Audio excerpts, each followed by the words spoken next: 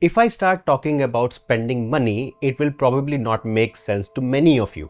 You might think that I will only ever write the one book which was my childhood dream. It was a passion project and I don't need to spend money on it. Or you might be one of those authors who would think I became an author to earn money, not to spend more. And you will be right. Spending money is not someone's prime objective when they pick up the pen and a paper to write. But hear me out. If you really are passionate about publishing your book, and if you want to make your publishing journey structured, impactful, and probably far-reaching, then there are some things you should know. Today, I will talk about budgeting.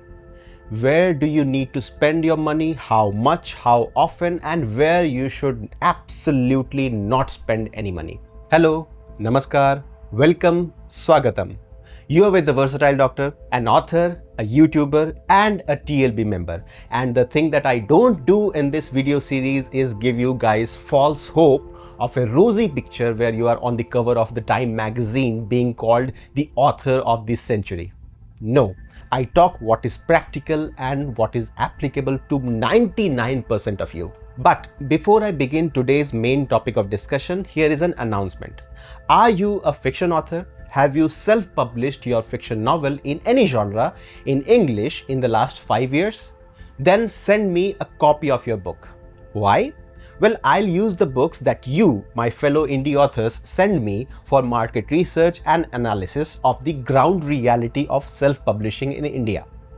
I will use the findings to give you my views and recommendations in the form of more episodes of this series of the Let's Talk Self-Publishing series, and also TLB might use these insights into developing our own publishing house in the next year or two. And if your book caught my attention personally, well then I'll use every weapon in my arsenal to promote your book. Mind you, this is not a contest. There is no guaranteed prize. This is for market research, and anything and everything that comes out of this exercise will be my personal opinion and views only. There is no metric, there is no objective criteria for being considered the best. And of course, I can also use your book to set an example of what you should not do as a self-published author. If you are up to it, check out the link in that video description to show interest. If you have questions about this, well, put them up in the comments. Now, budgeting. Let's start with two basic principles. First, expenses will be divided into pre-publishing and post-publishing. Obviously, pre-publishing expenses will be one-time, while post-publishing expenses, meaning the expense you do for marketing and promotion, those will be recurring. And second, most of the expenses that I am going to mention here are avoidable. As in, if you do it yourself, it will be free. The only thing you will be spending will be your time, effort, and communication, utilizing your expertise and your social circle. Monetary expenditure will come if you pay a third-party professional to do something for you. In the third episode, Journey of a Manuscript, I talked about the steps from inception to publication. That will also give you the idea of which major steps are there requiring a monetary spend. Let me list it down here for you.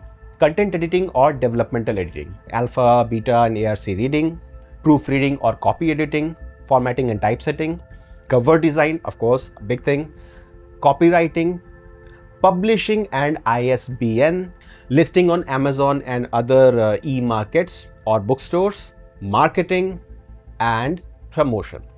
And before we go a little bit deeper about budgeting, please understand book publishing is a business, and like any other entrepreneurial venture, there is risk in it.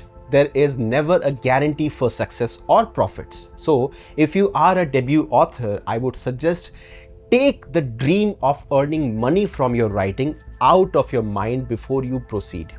If you are successful, your second and subsequent books will earn you some money, hopefully. Say you have a budget of 10,000 rupees and I mentioned 10 points where you are probably going to spend. Can you divide 1,000 for each step? Of course not. The proportional significance of each step is variable. So, first, editing. Get the best editor you can afford, a professional one, not just any bookstagrammer who claims to edit your book for incredibly cheap price. Again, if it is too cheap to be sensible, you can assume it is going to be rubbish quality, or worse, it could simply be executed with AI. While there is nothing inherently wrong with using AI to edit your work, once you enter your original content into an AI server, the entire thing becomes the part of AI. Unless you have a paid subscription or specifically refuse from letting AI use your data. Your prompts and maybe your entire text that you entered for editing may be used to train the AI. Think about that. Anyway, coming back to content editing. Yes, of course you can edit your own book, but developmental editing is not only just correcting grammar, ensuring continuity and removing plot holes. It is a comprehensive process that takes a rough work and polishes it. It takes into account your character development, motivations and consistency. It helps you make the conflicts in your story more gripping. It highlights the main theme of the story, making your book more relevant and therefore more readable. It goes without saying, just any casual reader cannot become a good editor. There are actually courses on how to properly edit a book. For both of my books, The Fourth Kiss and The Broken Boyfriend, I used an editor. But both times I was so disappointed that I ended up doing the editing myself. But for my third book, which is currently under progress, I am sure I'll find a better editor. But whether you choose a novice editor or a professional powerhouse, make sure you read and review the entire manuscript before publishing, because even the best editors can make mistakes. Never blindly follow any other person when it comes to your book. For that, there is the next part, something you can easily do yourself if you devote enough time and attention. That is proofreading and copy editing, which means only correcting errors, be it typos or grammatical mistakes. For alpha, beta and ARC reading, I have discussed in details in the episode 3. Even if you do end up paying for these services, make sure you don't spend too much of your budget. Beta readers and ARC readers will also help you do the proofreading and copy editing part. Now comes formatting and typesetting. This is something which is relatively easy but is a bit technical, which is why most authors get nervous about it. Nowadays, with online self-publishing, you don't really have to worry too much. You can simply format your book on an MS Word document, and the same formatting can easily be reflected in the final published print. For ebooks too, the same process works. But for Kindle enhanced typesetting, the thing that I mentioned in episode 4, that can only be done with Kindle Create, a free software which is fairly easy to use. I have made a video on Kindle Create in Hindi, the link to which you can find in the video description. I'll make another updated video about Kindle Create very soon. The thing is, headers and footers, table of contents, chapter start images, drop caps and so on, these are things which you can learn with ease. Again, I have also made a video on how to use Microsoft Word for writing earlier.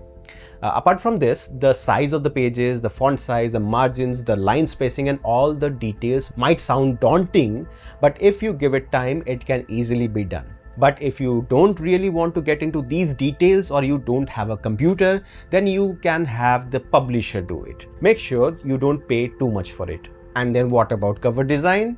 You can do it for free with the cover designer that comes with Kindle Direct Publishing, or even with Notion Press or other self-publishing platforms. Or you can get an AI image. But I would highly recommend you get a professional to make it, unless you have some experience with graphic design.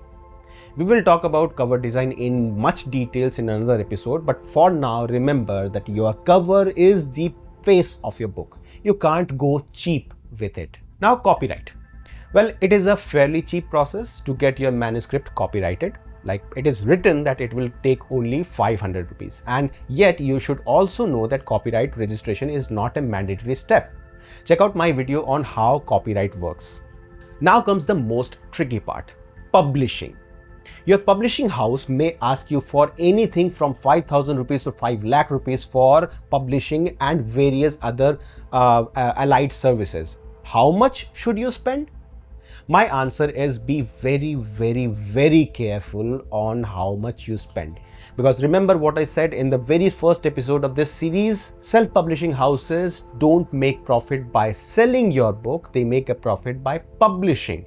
So whatever you pay is their profit and not necessarily going to translate into book sales for you. First, before paying even a penny, get everything detailed in writing. What the services are, what are the timelines, what will be the payment schedule, and so on. If you feel you are not well versed in the arena of self-publishing and wouldn't know what to ask, well, that is why I'm making these videos. Check out all the episodes and then do some research. It really isn't that difficult. And of course, if you still have questions on what you should ask your publisher and how you want to go ahead with this, feel free to shout in the comments. So first things first, in India, ISBN is free. For Kindle ebooks, Amazon KDP gives you a free ISBN, and for other formats, you can get a free ISBN from isbn.gov.in. So don't pay anything to the publisher in the name of ISBN. Second, all the editing services, formatting and everything that the publisher might be charging you for, get those done outside. As we discussed earlier in this video, if you care for quality and want to get good value for your hard-earned money, don't pay the self-publishing houses for something you can get done from professionals outside. And same goes for cover design. What you must pay the publisher for is only and only the publishing part. That is to generate your book and listing that book on platforms like Amazon, Flipkart, etc. Whether you want to make your book's ebook format exclusive to Kindle and Kindle Unlimited is your call, but for Kindle listing, don't let the publisher use their account. Make them use your account to publish your book on Kindle. Again, as I have said a million times, publishing ebooks on Kindle is absolutely free. Don't let the publishers charge you anything extravagant for it. Maybe a small service charge for doing the things that you can't do. Or well, you can certainly publish the Kindle part yourself. Make sure you have the control of your Kindle book, and any Kindle sales or KENP read payouts should come directly into your bank account and not through the publisher. And also understand, publishers will want to keep profits from your book, the paperbacks. So they will tell you not to publish on Kindle or may delay Kindle release to promote their paperback sales. Make your decision based on your judgment and not just follow what the publisher tells you. Never forget, you are paying the publisher. You are the customer and they are the service providers. They are not doing you any favors by publishing your book. Make sure you don't pay them or share your manuscript before you are absolutely certain that they are going to deliver what they say. In this context, the pricing of your book and your royalty is also something the publisher will lie to you about. Well, not lie per se, but just not give you the exact truth. If you, as the author, knowingly want to price your 30-page book at 200 rupees and earn a good royalty for your book, well, by all means do go ahead, but make this decision on your own, not under the pressure of a publisher. In broad terms, your book price is always calculated in three parts: production costs, author royalty, and the platform charges. Do understand that in the production cost, the publisher's profit is already there. Platform charges means the cost of listing and selling that book on Amazon or other platforms. The publisher suggests a minimum MRP for your book based on these. You can increase or decrease your royalty to finalize the book's actual MRP. In general, the higher you price your book, the lower are the chances of it selling. You should decide if you want to get a royalty of 100 rupees per book and sell 2 books, or get a royalty of 20 rupees per book and sell 10 books. Check out the nuances of pricing a book from episode 2. Finally comes the part of marketing and promotion. If your publisher is telling you that they will market your book or promote it for some fee, well, they are lying. Trust me, exceptions aside, almost all publishers outsource their work to freelancers.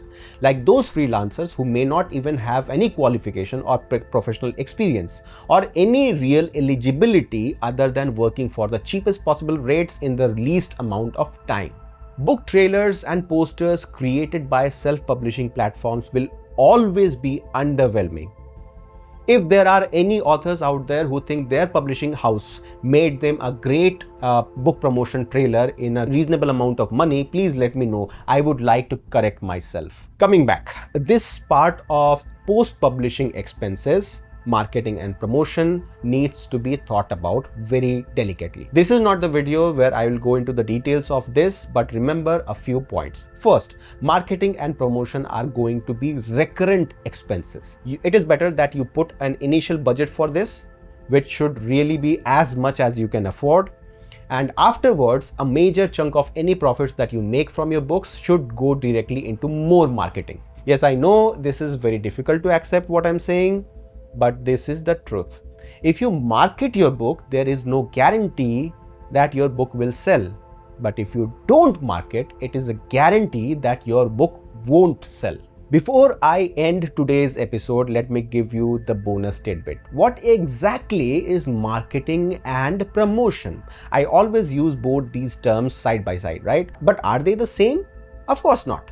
Marketing is much more comprehensive, delicate, thought out and more long lasting than promotion. Promotion is just for pushing the sales or creating a buzz, like a book signing event, a launch trailer, or a giveaway, an offer.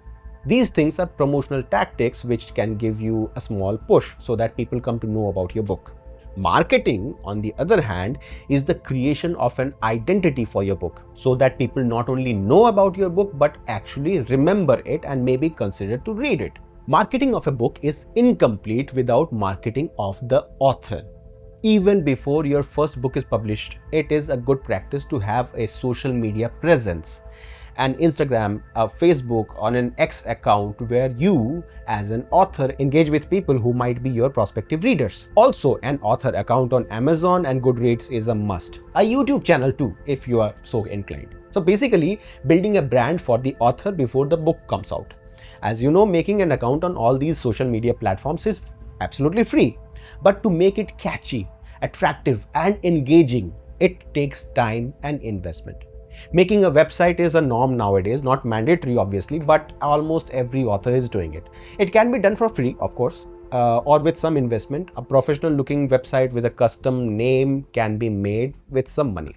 The author can appear in interviews, book signing events and everything. So the author's identity is established. Then comes the book. Teasers, trailers, cover reveals, giveaways, contests, book hampers, merchandise, making it free for a few days on Kindle. In fact, you can even make a website for your book. There is literally no end to what you can do to promote your book once it has an established platform. Once you are satisfied that you have done everything in your power, rather everything in your budget for your book, you then have to wait for the reader's reaction. Maybe you become the next bestseller. Real one, I mean, not someone who has just bought the bestseller tag by listing it on Amazon under an obscure subcategory. I hope this rather long video has answered a lot of your questions about expenses related to publishing your book. Do let me know if you have any more questions. At TLB, the Digital City, we do provide several of the services that I have mentioned in the video, all at decent pricing and with TLB quality assurance. You can check out our catalog and visit our website www.tlbcity.com, and don't forget to subscribe to our YouTube channel for more informative and entertaining content. Until the next episode, this is Dr. Abhinav Atul signing off from TLB, the Digital City. Namaskar.